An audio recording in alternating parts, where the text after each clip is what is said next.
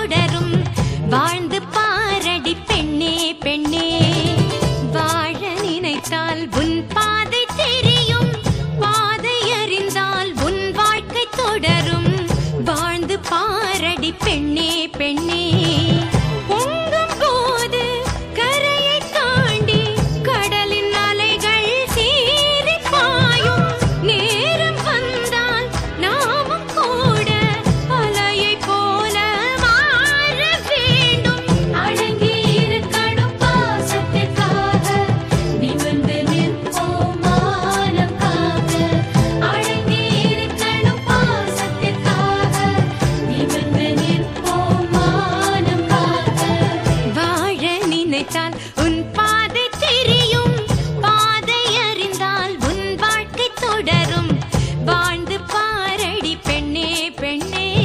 காலகாலமாய் காற்றுக்கு வேலி ஓடலாகுமா மாற்றடி தோழி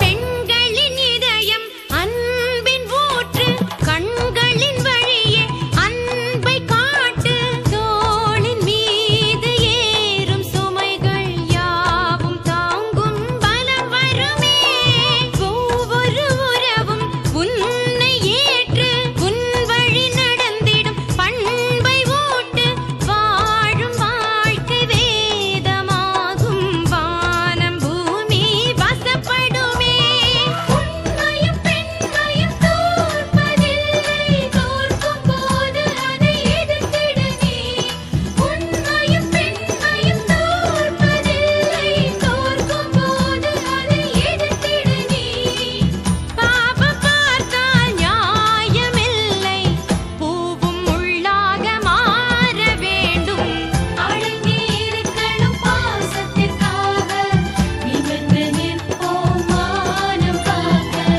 வாழ நினைத்தால் உன் பாதை தெரியும் பாதை அறிந்தால் உன் வாழ்க்கை தொடரும் வாழ்ந்து பாரடி பெண்ணே பெண்ணே பொங்கும் போது கரையை தாண்டி கடலின் அலைகள் சீறி பாயும் நேரம் வந்தால் நாமும் கூட அலையை போல மாற வேண்டும் அடங்கி இருக்கணும் பாசத்திற்காக நிமிர்ந்து நிற்போம் மானம் காக்க அடங்கி இருக்கணும் பாசத்திற்காக நிமிர்ந்து நிற்போம் மானம்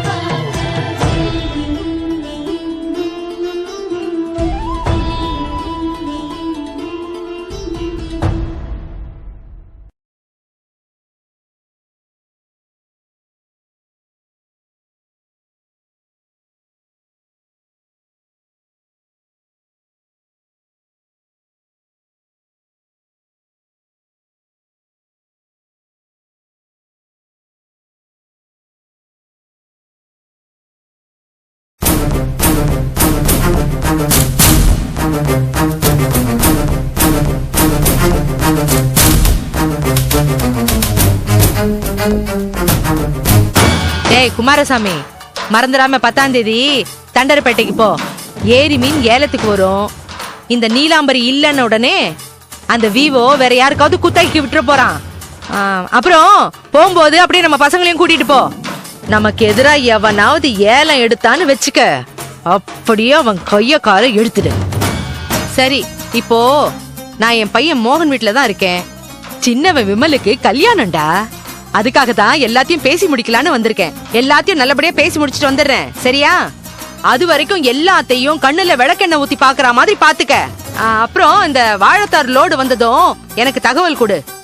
நானே கோயம்பேடுக்கு போய் பேசி முடிச்சு எல்லாத்தையும் அனுப்பி வைக்கிறேன், சரியா? சரி சரி, என்ன எல்லாத்துக்கும் உன் தலையாட்டிட்டு இருக்க? போன வை.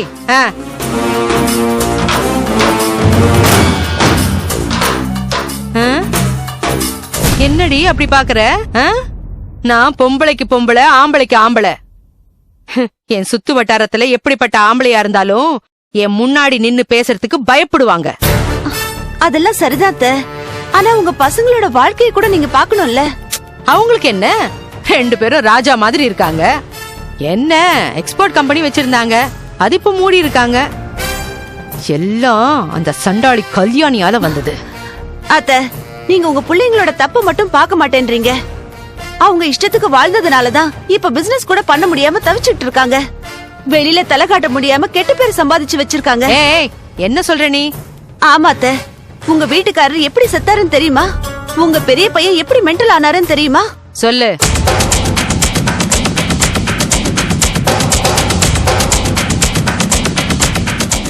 இவ அப்படி என்ன கம்ப்ளைண்ட் பண்ணி நீங்க எங்களை தேடி வந்திருக்கீங்க? சார், நான் சொல்றேன் சார், இங்க இருக்கிற நிறைய பொண்ணுங்களோட வாழ்க்கைய இவங்க 2 பேரும் சீரழிச்சிருக்காங்க. அவ்வளவு கொடூரமானவங்க.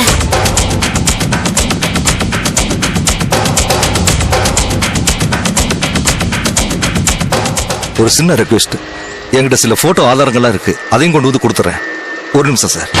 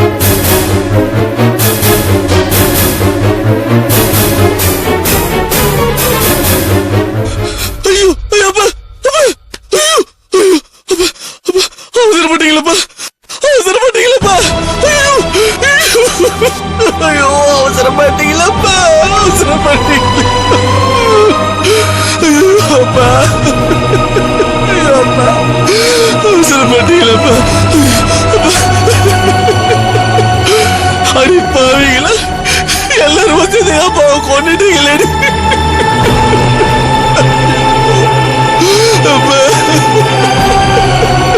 அப்பா அப்பா அப்பா.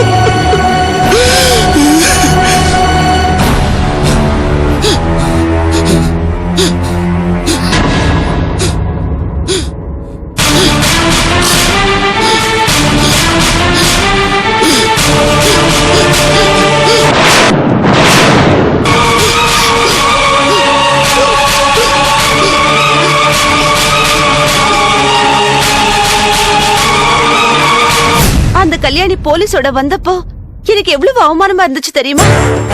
மாமா செத்த பின்னாடி அவரு பல பொண்ணுங்களை கெடுத்தாருன்னு பேப்பர்ல போட்டாங்க. வெளியில என்னால தலை காட்ட முடியல.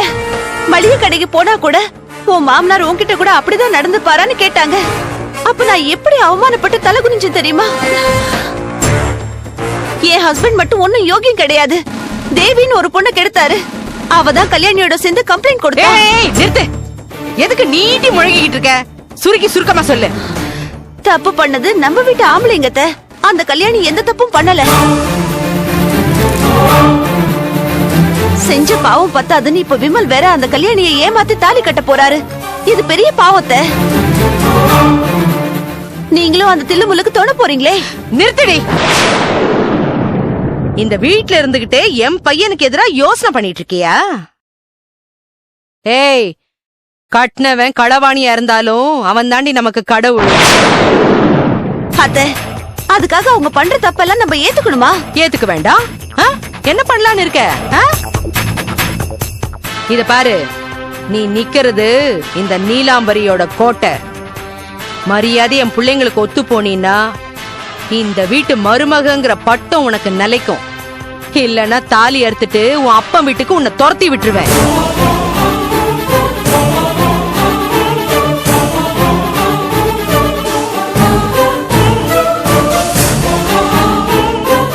எப்படி வசதிங்கிறத நீயே முடிவு பண்ணிக்க. என்னடி பாக்குற? உன்னை வீட்டை விட்டு துரத்தன அடுத்த நிமிஷமே இன்னொரு பொண்ணை கூட்டிட்டு வந்து என் பையனுக்கு கல்யாணம் பண்ணி வைக்க இந்த நீலாம்பரியால முடியும். கெட்ட கெட்ட யோசனை பண்றத விட்டுட்டு மரியாதையா நல்லபடியா வளர வழிய பாரு.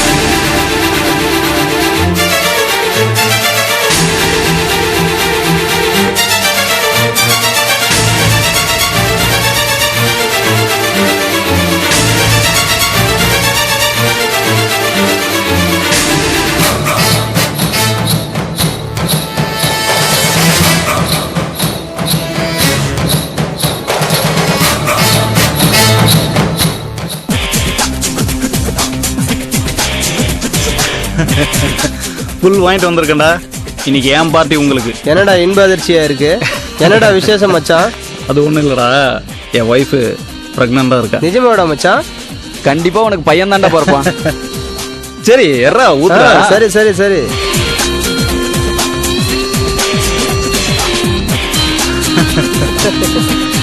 Cheers.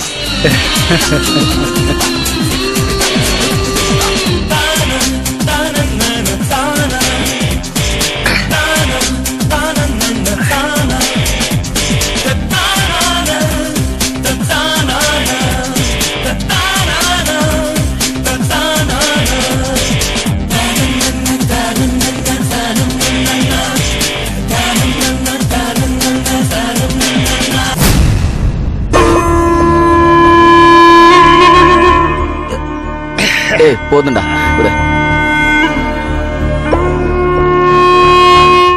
இதுல ஊத்துறா மச்சி. ஏய் இந்த ஊத்திக்கிறா. சைடு செத்துக்க.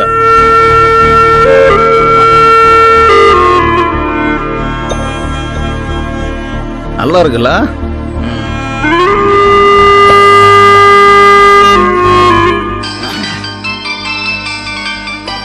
ஏய் நீங்க கண்டினியூ பண்ணுங்கடா. Okay. Hello. Hello. How are you? சொல்லுங்க சொல்லுங்க, எப்படி இருக்கீங்க?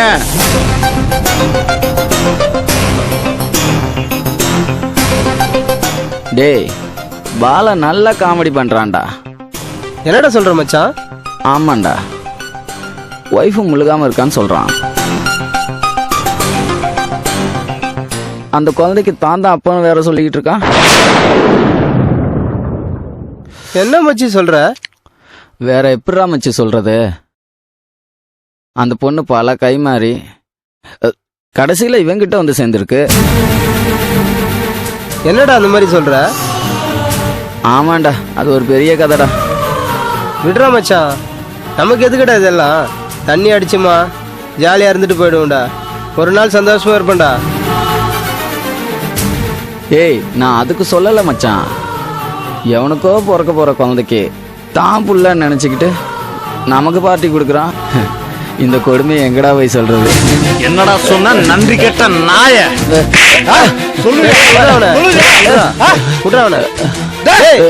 சட்டை பிடிக்கிற ரோசம் பொத்துக்கிட்டு வருதோ? உண்மையை தான்டா சொன்னேன்.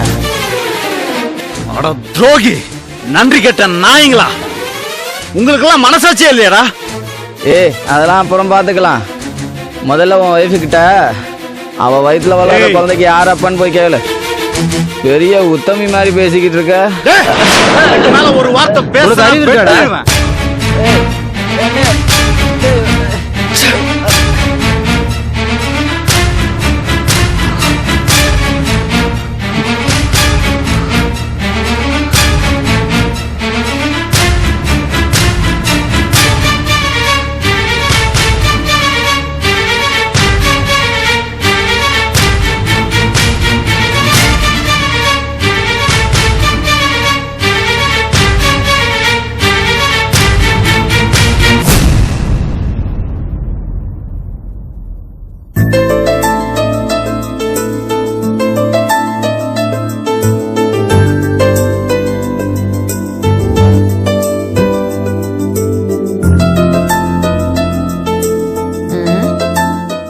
என்ன சித்ரா, என்னம்மா துணியெல்லாம் எடுத்து வச்சுக்கிட்டு இருக்க? அத்தை, உங்ககிட்ட நான் சொல்ல மறந்துட்டேன் அத்தை. என்னம்மா? மா நான் சொல்றேம்மா. சித்ரா ஊரு கிளம்பிட்டு இருக்கா.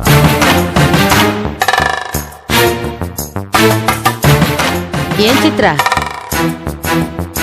இப்போ ஊருக்கு போக வேண்டிய அவசியம் என்ன வந்துச்சு? இல்லம்மா, நானும் சித்ராவும் எத்தனை நாள் தான் இப்படியே பழகிட்டு இருக்கிறது?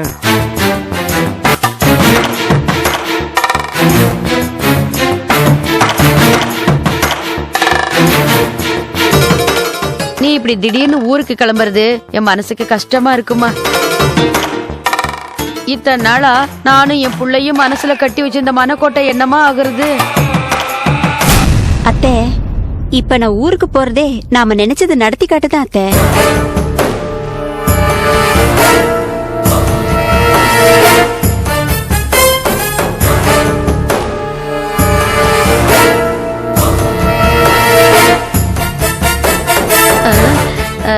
புரியலையே சித்ரா. அத்தை, நான் மாமா மேல எவ்வளவு ஆசை வச்சிருக்கிறேங்கிற விஷயம் எங்க அப்பாவுக்கு தெரியாதுல்ல.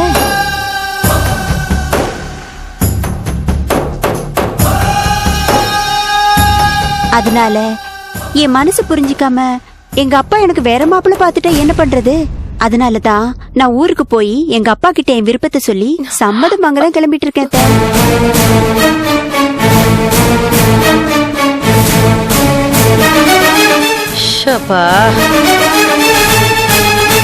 இப்பதான் எனக்கு உசுரே வந்துச்சு. ரசத்தி, இப்பதான் என் வயித்துல பாலே வாத்த.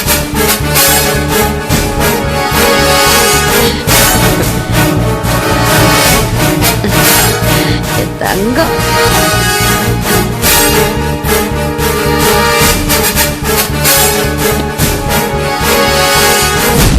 திடீர்னு இப்படி பொட்டி படுக்கையோட நீ கிளம்பிட்டதும் எங்க நீ மனசு மாறிட்டியோன்னு ரொம்ப பயந்து போயிட்டு சித்ரா. அட போங்க அத்தை, நானாவது மனசு மாறுறதாவது. அத்தை, நானும் மாமாவும் சின்ன பசங்களா இருக்கும் போது எங்க தெரு பசங்கள்ல சேர்ந்து எங்களை பொண்ணு மாப்பிள்ளைய உட்கார வச்சு எங்களுக்கு கல்யாணம் பண்ணி வச்சாங்க. அப்ப எனக்கு 5 வயசு அத்தை. அது பொம்மை கல்யாணம் மாதிரி விளையாட்டுத்தனமா நடந்திருந்தாலும் என் மனசுல அது ஆழமா பதிஞ்சிருச்சு அத்தை.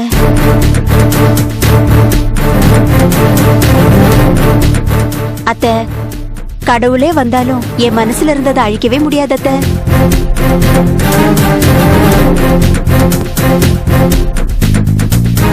அதனால எப்பாடுபட்டாவது என் மாமாவை நான் அடைஞ்சே தீர்வேன் அத்தை.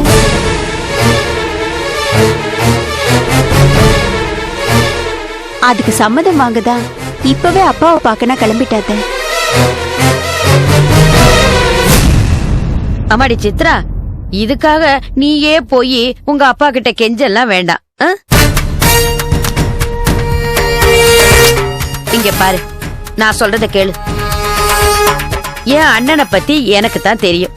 அவர்கிட்ட நானே போய் எல்லா விஷயத்தையும் எடுத்து சொல்லி நானே அவரை சம்மதிக்க வைக்கிறேன். ஏன்னா உனக்கு அந்த அளவுக்கு பக்குவம் பத்தாது, புரியுதா? நானே போய் பேசிட்டு வரேன். ஆமா சித்ரா, அம்மா சொல்றதான் சரி. அம்மாவை போய் பேசிட்டு வரட்டும், நீ போவனா, நீ இங்கே இரு. சரி மாமா, தேங்க்ஸ் அத்தை. You can proceed. நீங்களே போய் பேசிட்டு வாங்க அத்தை. என்னத்த விளையாடுறீங்களா? எல்லாரும் சேர்ந்து சரி திட்டம் பண்றீங்களா? உங்களை நான் சும்மா விட மாட்டேன். ஹேய் மாலதி, ஏமா டென்ஷன் ஆவற? என் சூழ்நிலை கொஞ்சம் புரிஞ்சுக்கம்மா. நான் எதையும் புரிஞ்சுக்கணும்னு அவசியம் இல்ல. சொல்றத கேளு மாலதி, உண்மையில எனக்கு நிறைய பாசம் இருக்கு. அதுக்காக நம்ம கிட்ட வசதி இல்லம்மா. சித்ரா பணக்காரி, அது இல்லாம என் மேல உயிரே வச்சிருக்கா. ஜப்பர் மாலதி, சித்ராவை நான் மிஸ் பண்ண விரும்பல. அதனால நீதான் விட்டு கொடுத்து போகணும், புரியுதா? அடச்சி, இந்த மானகிட்ட வாழ்க்கைக்கு நான் சம்மதிக்க மாட்டேன்.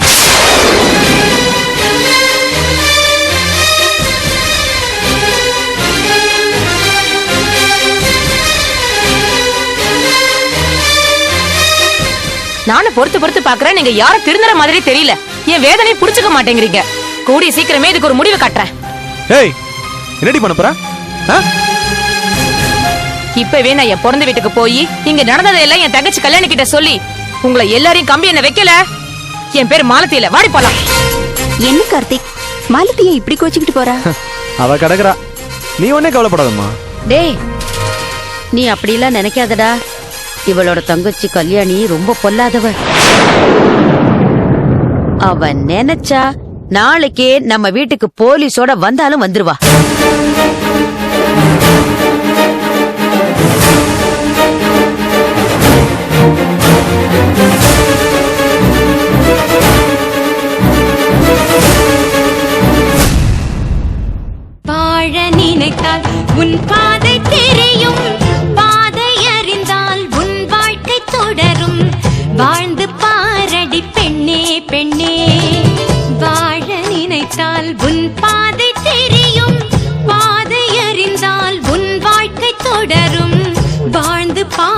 அடி பெண்ணே பெண்ணே